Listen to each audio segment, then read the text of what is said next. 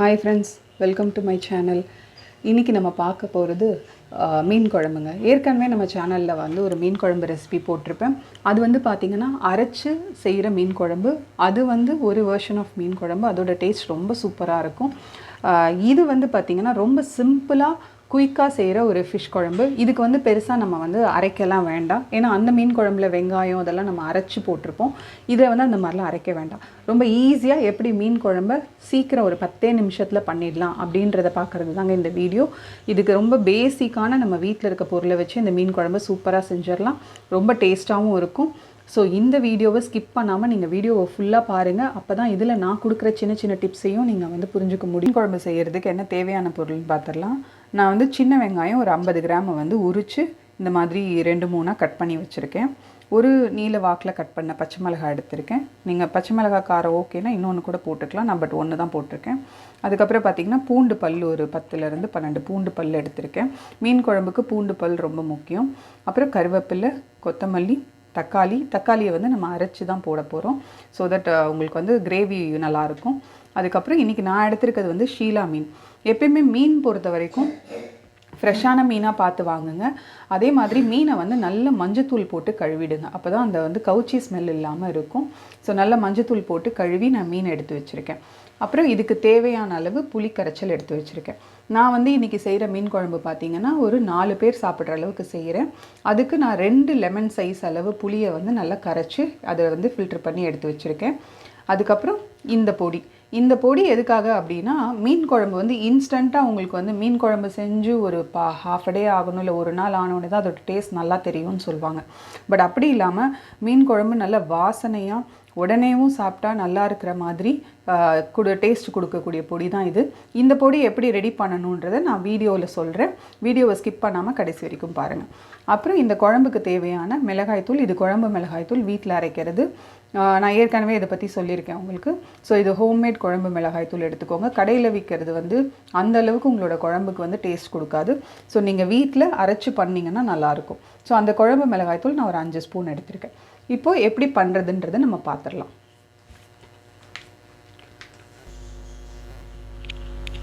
இன்றைக்கி நான் வந்து ஒரு பேன் தான் எடுத்திருக்கேன். ஸோ இதை வந்துட்டு ஃபஸ்ட்டு ஹீட் பண்ணிக்கலாம். மீன் குழம்புக்கு வந்து நான் இன்றைக்கி எப்பயுமே வந்து மீன் குழம்புக்கு நல்லெண்ணெய் யூஸ் பண்ணால் ரொம்ப டேஸ்ட் நல்லாயிருக்கும். ஏன்னா நம்ம போடுற புளி காரத்துக்கு வந்துட்டு நல்லெண்ணெய் ஊற்றும் போது அது வந்து பேலன்ஸ்டாக இருக்கும். ஸோ நமக்கு வந்து அந்த ஹெவியான சூடு உடம்பு ஆகிடாது. ஸோ நல்லெண்ணெய் வந்து அதை குளிர்ச்சி பண்ணும்.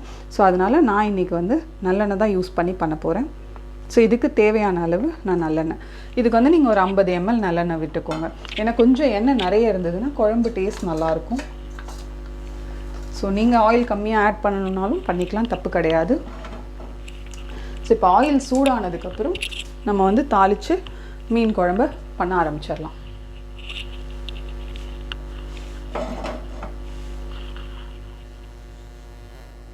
ஸோ இப்போ ஆயில் வந்து ஓரளவுக்கு சூடாகிடுச்சு. இந்த ஸ்டேஜில் ஃபஸ்ட்டு நான் வந்து கொஞ்சம் கடுகு, அதுக்கப்புறம் வெந்தயம், கொஞ்சம் சோம்பு, கொஞ்சம் ஜீரகம், ஒரு 4-5 மிளகு துண்டு.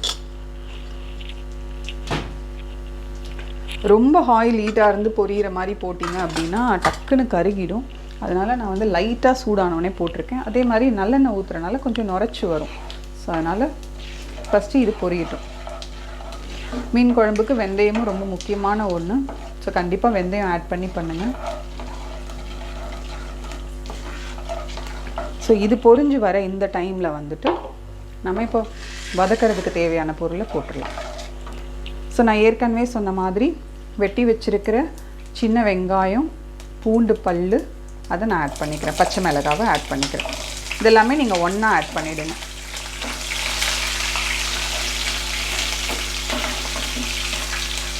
இது நல்லா பொரியணும். நான் என்ன பண்ணியிருக்கேன்னா தக்காளி நம்ம அரைச்சி போடலான்னு சொல்லியிருக்கேன். ஸோ 2 தக்காளியில் ஒரு சின்ன பீஸ் ஆஃப் தக்காளி ஒரு 4-5 துண்டு வர மாதிரி இந்த வெங்காயம் பொரியும் போதே போட்டிங்கன்னா அது வந்து ஒரு தாளிப்பு மாதிரி இருக்கும், நல்லாயிருக்கும். இந்த மாதிரி நீங்கள் போட்டு வதக்கும் போது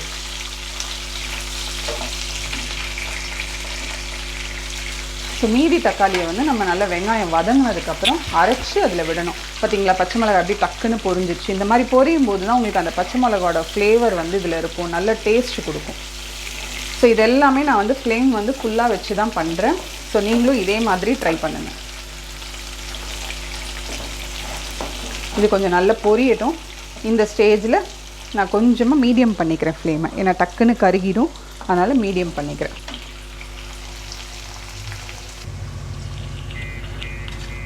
இது நல்லா வதங்கிடுச்சு. பார்த்திங்கன்னா தெரியும், பூண்டு எல்லாமே நல்ல எண்ணெயில் வந்து பொரிஞ்சு நல்லா அமுக்கினிங்கன்னா நல்லா சாஃப்டாக ஆகிட்ருக்கும் நல்லாவே வந்து.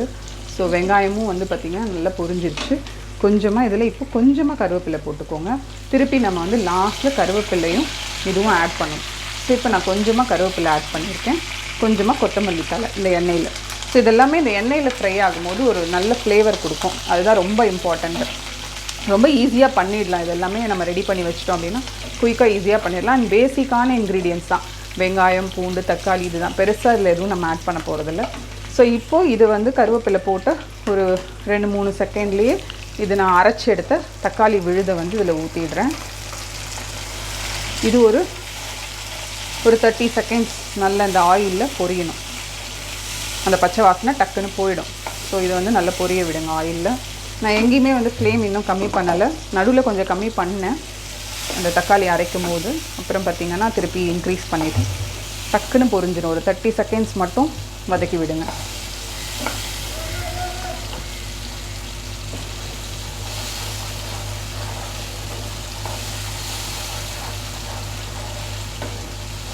ஸோ இப்போ வந்து இந்த தக்காளி நல்லா வதங்கின உடனே நம்ம வந்து எடுத்து வச்சுருக்க மிளகாய் தூளை வந்து இந்த ஆயிலில் ஆட் பண்ணிவிடுங்க. இதுவுமே நம்ம ஆயிலில் தான் ஆட் பண்ணணும். புளி ஊற்றிட்டு மிளகாத்தூள் போட வேண்டாம். இது இப்போ நீங்கள் வந்து சிம் பண்ணிவிடுங்க, ஏன்னா டக்குன்னு மிளகாத்தூள் கொஞ்சம் கருக ஆரம்பிக்கும், அதனால் டக்குன்னு சிம் பண்ணிவிடுங்க. இப்போ இந்த எண்ணெயில் இந்த மிளகாத்தூளை நல்லா மிக்ஸ் பண்ணி விடுங்க. இப்போ கொஞ்சமாக நான் சொன்ன இந்த பொடியை கொஞ்சமாக இதில் போட்டுக்கோங்க. மீதி லாஸ்ட்டில் தேவைப்படுற இடத்துல நம்ம ஆட் பண்ணிக்கலாம். ஓகே, இது என்ன பொடின்னு தானே பார்க்குறீங்க? இது ஒன்றும் இல்லைங்க, மீன் குழம்புக்கு நல்ல வாசனை கொடுக்கும், நல்ல டேஸ்ட்டு கொடுக்கும்.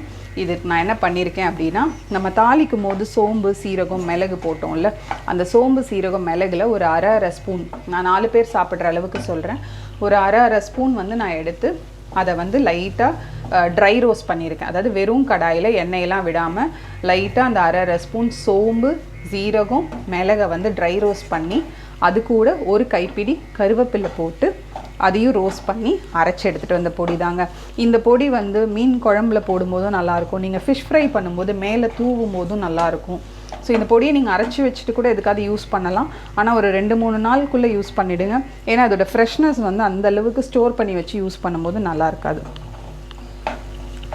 இப்போ இந்த மசாலாவை வந்து ஒரு 30 செகண்ட்ஸ் நான் வதக்கினதுக்கப்புறம் இதில் நம்ம கரைச்சி வச்சுருக்க புளி கரைச்சல் அதை ஆட் பண்ணிவிடுங்க. இதை ஆட் பண்ணி நல்லா கலந்து கொடுத்துருங்க. இப்போ நீங்கள் ஃப்ளேமை வந்து ஜாஸ்தி பண்ணிக்கலாம். புளி தண்ணி ஊற்றுனதுக்கப்புறம், புளி கரைச்சல் ஊற்றுனதுக்கப்புறம் உங்களுக்கு தண்ணி தேவைப்பட்டால் ஆட் பண்ணிக்கோங்க. மீனோடைய குழம்போடைய அந்த திக்னஸ் பார்த்துட்டு நீங்கள் தண்ணி தேவைப்பட்டதுன்னா ஆட் பண்ணிக்கோங்க. இப்போ வந்து இது நல்லா கொதித்து வரணுங்க. கொதித்து வந்ததுக்கப்புறம் தான் நம்ம இதில் மீன் ஆட் பண்ணுவோம். ஸோ ஃபஸ்ட்டு நல்லா கொதிக்கட்டும். நல்லா மிக்ஸ் பண்ணி விட்டுருங்க அந்த மசாலாவை. எங்கேயுமே அந்த மசாலா எதுவாக இருக்கக்கூடாது. கொதிக்கும் போது இன்னும் கொஞ்சம் திக்காகும், அதனால் தண்ணி நீங்கள் தேவையான அளவு ஆட் பண்ணிக்கிறது பெட்டர்.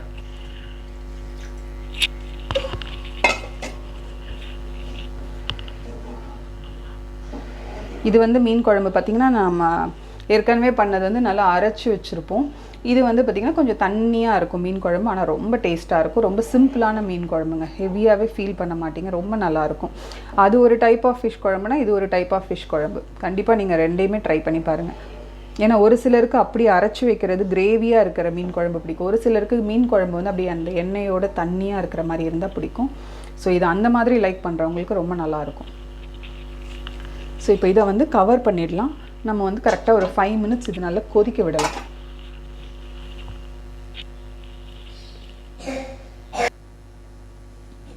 இதில் வந்து உப்பு நான் ஆட் பண்ணாமல் விட்டுட்டேன், நீங்கள் மறந்துட்டேன் ஆக்சுவலாக. ஸோ உப்பு ஆட் பண்ணிவிட்டு கொதிக்க வைங்க. இதுக்கு தேவையான அளவு உப்பு ஆட் பண்ணிக்கோங்க.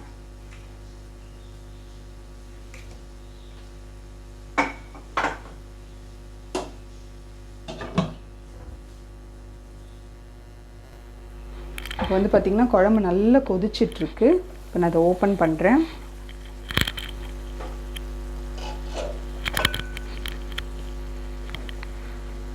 இந்த ஸ்டேஜில் நீங்கள் உப்பு காரம் செக் பண்ணிக்கோங்க. வேணும்னா கூட ஆட் பண்ணி இன்னும் ஒரு 2-3 நிமிஷம் நல்லா கொதிக்க விட்டுடலாம்.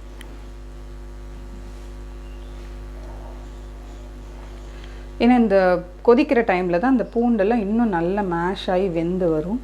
ஸோ அதனால் வந்து கொதிக்க விடுறதுனால தப்பு இல்லை. கொஞ்சம் நல்லாவே கொதிக்கலாம். டக்குன்னு கொதி வந்தோடனே மீன் போட்டுடணும்லாம் கிடையாது. ஏன்னா மீன் போட்ட 1 நிமிஷத்துலேயே நம்ம ஆஃப் பண்ணிவிடுவோம். 1-2 நிமிஷத்துலேயே.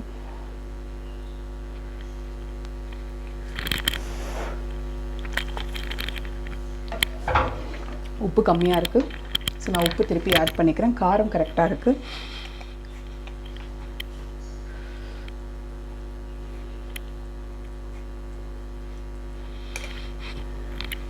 ஸோ மீன் குழம்போட கலரே பார்த்திங்களா, நம்ம வீட்டில் அரைக்கிற மிளகாத்தூள் யூஸ் பண்ணும்போது கலரே சூப்பராக இருக்குது. இப்போ வந்து இதில் இன்னும் கொஞ்சம் இந்த மசாலா பவுடரை ஆட் பண்ணிடலாம். இது நல்ல வாசனை கொடுக்குங்க.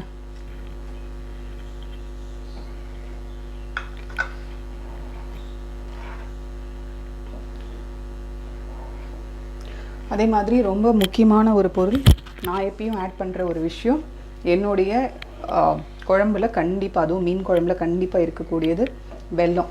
ஒரு சின்ன நெல்லிக்காய் அளவு வெல்லம் வந்து இதில் நான் ஆட் பண்ணுவேன். அப்போ இன்னும் குழம்பு வந்து நல்லாயிருக்கும். இப்போ இதில் நான் எடுத்து வச்சுருக்க அந்த சின்ன பீஸ் ஆஃப் வெல்லத்தை வந்து ஆட் பண்ணிடுறேன்.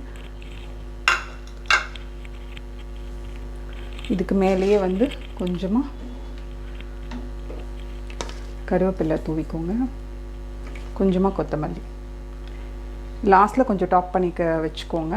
பட் கொஞ்சம் கொதிக்கும் போது போடும்போது அந்த ஃப்ளேவர் இன்னும் நல்லாயிருக்கும்.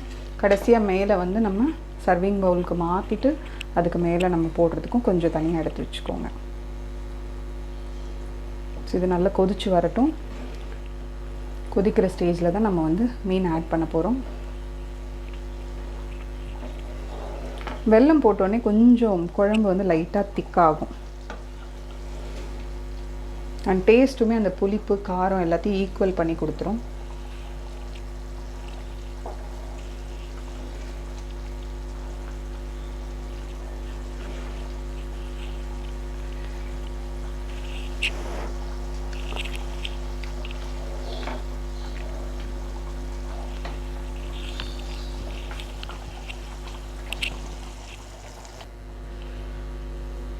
நல்ல குழம்பு கொதிச்சிட்ருக்க இந்த ஸ்டேஜில் வந்து நான் அடுப்பை வந்து சிம் பண்ணிவிட்டு இதில் வந்து நான் இப்போ மீன் ஆட் பண்ண போகிறேன்.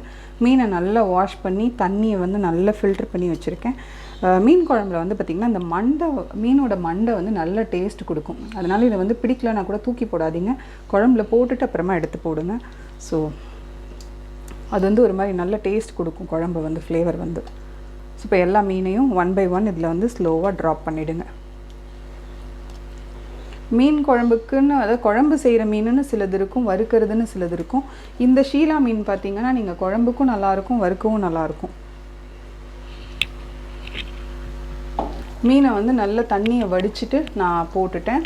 ஸோ இப்போ வந்து இந்த மீன் பார்த்திங்கன்னா இதில் ஒரு டிப் என்ன அப்படின்னா, யூஸ்வலாக மீன் குழம்பு நல்லா கொதிக்கும் போது மீனை போட்டுட்டு 1 நிமிஷம் 2 நிமிஷத்தில் ஆஃப் பண்ணிவிடுவாங்க. அது அந்த மசாலா வந்து நல்லா சேராது, கொஞ்சம் டைம் எடுக்கும். நான் என்ன பண்ணுவேன் அதனாலனா, மீன் போட்டுட்டு ஒரு கொதி விட்டுட்டு அடுப்பை சிம் பண்ணி நல்ல ஒரு 2-3 நிமிஷம் மூடி வச்சுருவேன். அப்போ என்ன ஆகும், அந்த ஸ்லோ ஃப்ளேமில் வந்து அந்த மீன் குழம்புல அந்த சூடில் அந்த மீனும் நல்லா வெந்துடும். ப்ளஸ் அந்த மீனில் உள்ள எசன்ஸ் எல்லாம் குழம்புக்கு ட்ரான்ஸ்ஃபர் ஆகிடும். ஸோ இப்போ வந்து நான் ஸ்லோ ஃப்ளேமில் நல்லா வந்து இதை மூடி போட்டு ஒரு 2 நிமிஷம் 3 நிமிஷம் விட்டுற போகிறேன்.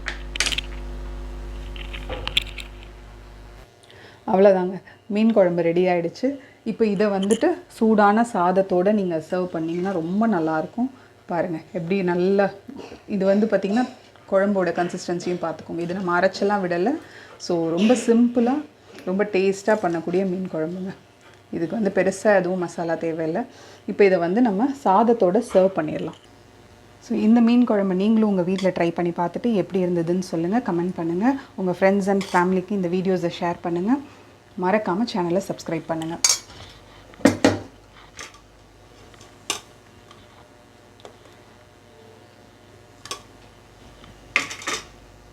ஸோ சூடான சாதத்தோட இந்த மீன் குழம்பு ரொம்ப சூப்பராக இருக்கும். கண்டிப்பாக ட்ரை பண்ணி பாருங்கள்.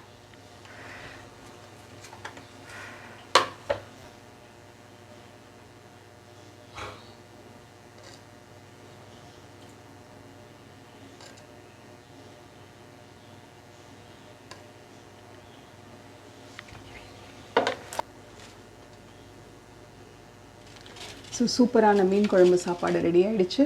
இதை நீங்களும் ட்ரை பண்ணி பார்த்துட்டு எனக்கு கமெண்ட் பண்ணுங்கள். தேங்க்யூ.